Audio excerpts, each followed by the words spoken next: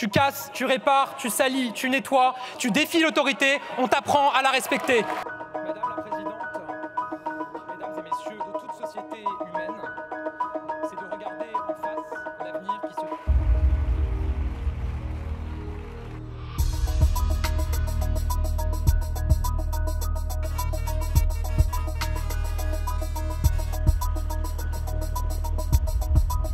Il y a et il doit y avoir une exception agricole française.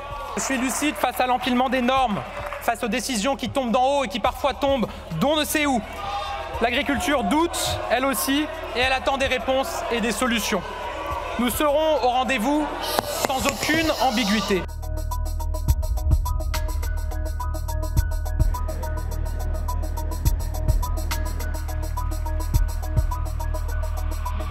À tous les échelons, il faut débureaucratiser la France.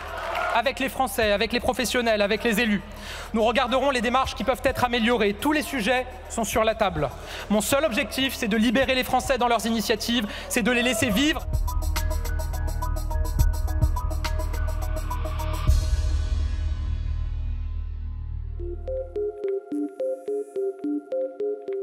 Il faut désmicardiser la France.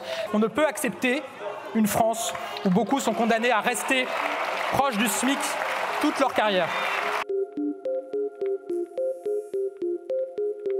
Je vous annonce que nous généraliserons ce dispositif à tous les départements de France d'ici le 1er janvier 2025.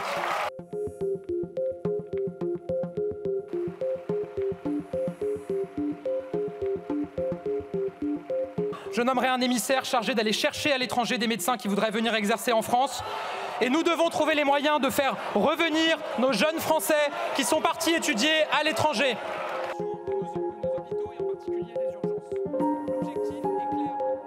Je souhaite un principe simple qui se traduise par des mesures claires dès cette année. Quand on a rendez-vous chez le médecin et qu'on ne vient pas sans prévenir, on paye.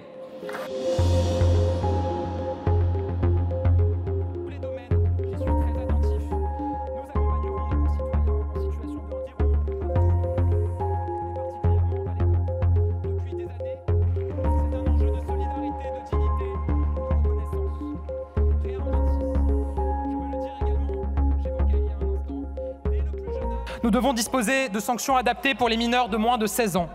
Pour eux, on ne peut pas aujourd'hui prononcer de peine de travaux d'intérêt général. Je vous annonce que nous créerons des travaux d'intérêt éducatif qui seront leur équivalent et seront donnés plus facilement que des peines d'intérêt général. Dès le plus jeune âge, il faut en revenir à un principe clair. Tu casses, tu répares, tu salis, tu nettoies, tu défies l'autorité, on t'apprend à la respecter.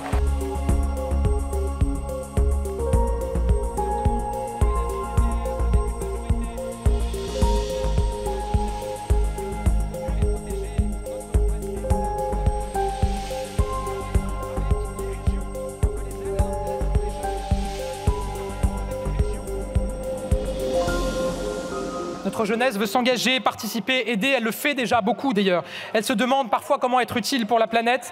C'est pourquoi nous lancerons un service civique écologique qui rassemblera d'ici à la fin du quinquennat 50 000 jeunes prêts à s'engager concrètement pour le climat.